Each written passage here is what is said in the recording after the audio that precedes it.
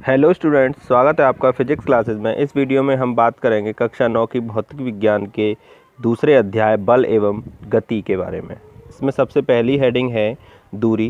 किसी गतिमान वस्तु द्वारा एक स्थान से दूसरे स्थान तक जाने में तय की गई लंबाई को वस्तु द्वारा तय की गई दूरी कहते हैं। यह एक अदिश राशि है, इसका मात्रक मीटर होता है। विस्थापन। किसी ऋजुरेखीय मार्ग पर किसी निश्चित दिशा में वस्तु की अंतिम एवं प्रारंभिक स्थितियों के बीच की न्यूनतम दूरी को वस्तु का विस्थापन कहते हैं। यह एक सदिश राशि है, इसका मात्रक मीटर होता है। चाल। किसी वस्तु द्वारा प्रत्येकांक समय में चली गई दूरी वस्तु की चाल कहलाती है। चाल बराबर दूरी बट्टे समय अंतराल। यह एक अदिश राशि है, इसका मात्रक मीटर प्रति सेकंड होता है। किसी वस्तु द्वारा एकांक समय में तय किया गया विस्थापन वेग कहलाता है। इसे स्मॉल v से प्रदर्शित करते हैं, इसका मात्रक मीटर प्रति सेकंड होता है। वेग बराबर विस्थापन बटे समयांतराल। फिर आता है त्वरण, जिसे इंग्लिश में एक्सेलरेशन कहते हैं। किसी गतिशील वस्तु के वेग परिवर्तन की दर को उस वस्तु का त्वरण कहते हैं। इसे स्मॉल a से प्रदर्शित करते हैं, इसका मात्रक मीटर प्रति सेकंड स्क्वायर होता है। त्वरण बराबर वेग परिवर्तन बटे समय अंतराल। v2 minus v1 upon delta T.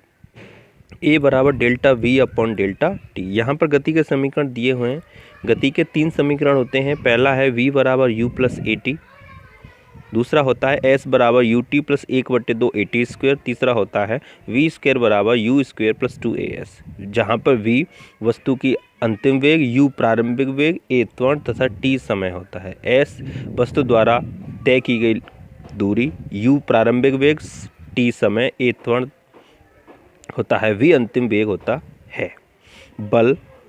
बल वह बाह्य कारक है जो किसी वस्तु की स्थिति में परिवर्तन अथवा परिवर्तन करने का प्रयास करता है। इसे कैपिटल F से प्रदर्शित करते हैं। यह एक सदिश राशि है, इसका मात्रक न्यूटन होता है। न्यूटन के गति विषयक 3 नियम। न्यूटन ने गति के संबंध में 3 नियम दिए थे, जो इस प्रकार हैं। न्यूटन का पहला गति का नियम था। इस नियम के अनुसार यदि कोई वस्तु विराम अवस्था में है तो वह विराम अवस्था में ही रहेगी, और यदि वह एक सरल रेखा में एक समान वेग से चल रही है तो वह तब तक चलती रहेगी जब तक कि उस पर कोई बाह्य बल या एक्सटर्नल फोर्स न लगाया जाए। इसे गैलीलियो अथवा जड़त्व का नियम भी कहते हैं। उदाहरण के लिए, यदि कोई वस्तु किसी मेज पर रखी है तो वह तब तक उसी अवस्था में रखी रहेगी जब तक कि उस पर बाहर से कोई बल न लगाकर हम उसे वहाँ से न हटा दें। न्यूटन ने गति के विषय में दूसरा नियम दिया, जो इस प्रकार है। इस नियम के अनुसार किसी वस्तु पर बाहर से लगाया गया बल वस्तु के द्रव्यमान m तथा उस वस्तु में बल की दिशा में उत्पन्न त्वरण के गुणनफल के अनुक्रमानुपाती होता है। F proportional m into a। F proportional जब हम हटाते हैं तो एक नियतांक दे देते हैं, F बराबर kma, जहाँ k बराबर यदि 1 हो, k एक नियतांक है, यदि k बराबर 1 हो तो F बराबर ma। यही न्यूटन का दूसरा गति का नियम था। उदाहरण के लिए, क्रिकेट की गेंद लपकते समय खिलाड़ी अपने हाथ को पीछे की ओर खींच लेता है। बंदूक से निकली गोली शरीर में घुस जाती है। यह न्यूटन के दूसरे नियम पर आधारित उदाहरण है। न्यूटन ने गति के विषय में तीसरा नियम दिया, जो इस प्रकार है। जब कोई वस्तु किसी दूसरी वस्तु पर बल लगाती है तो दूसरी वस्तु भी पहली वस्तु पर उतना ही विपरीत दिशा में बल लगाती है। इसे क्रिया प्रतिक्रिया का नियम भी कहते हैं, अर्थात प्रत्येक क्रिया की उसके बराबर एवं विपरीत दिशा में प्रतिक्रिया होती है। उदाहरण के लिए, तैरते समय मनुष्य पानी को पीछे धकेलता है, ये क्रिया का रूप होता है। परिणाम स्वरूप जल भी मनुष्य को आगे की ओर धकेलता है, यह प्रतिक्रिया होती है। अगली हेडिंग होती है संवेग, जिसे इंग्लिश में मोमेंटम कहते हैं। किसी वस्तु के द्रव्यमान तथा उसके वेग के गुणनफल को उस वस्तु का संवेग कहते हैं। इसे वेक्टर स्मॉल p से प्रदर्शित करते हैं। यह एक सदिश राशि है, इसकी दिशा वही होती है जो वेग की होती है। तो p बराबर mv, इसका मात्रक किलोग्राम मीटर प्रति सेकंड होता है। बल तथा संवेग में संबंध निकल के आया था हमारा p बराबर delta p upon delta t।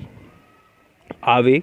जब कोई वस्तु किसी दूसरी वस्तु पर थोड़े समयांतराल डेल्टा t के लिए बल लगाती है तो बल F तथा समांतराल डेल्टा T के गुणनफल को वस्तु का आवेग कहते हैं। आवेग बराबर होता है बल गुणा समय अंतराल। यह एक सदिश राशि है, इसका मात्रक न्यूटन सेकंड होता है। अब फिर अगली हेडिंग आती है संवेग संरक्षण का नियम। इस नियम के अनुसार यदि दो या दो से अधिक वस्तुओं के समुदाय पर कोई बाह्य बल कार्य न करे तो समुदाय का संवेग नियत रहता है।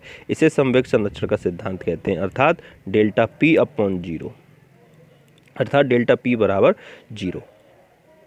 न्यूटन का गुरुत्वाकर्षण नियम। न्यूटन के गुरुत्वाकर्षण नियम के अनुसार किन्हीं दो पिंडों के बीच कार्य करने वाला गुरुत्वाकर्षण बल उनके द्रव्यमानों के गुणनफल के अनुक्रमानुपाती तथा उनकी बीच की दूरी के वर्ग के व्युत्क्रमानुपाती होता है।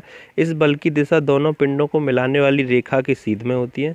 माना m1 व m2 द्रव्यमानों के दो पिंडों के बीच की दूरी r है, तब आकर्षण बल F प्रोपोर्शनल 1/r² और F proportional m1 into m2, दोनों नियमों को मिलाने पर F बराबर G m1m2/r², जहाँ G एक नियतांक है जिसे सार्वत्रिक गुरुत्वाकर्षण नियतांक कहते हैं।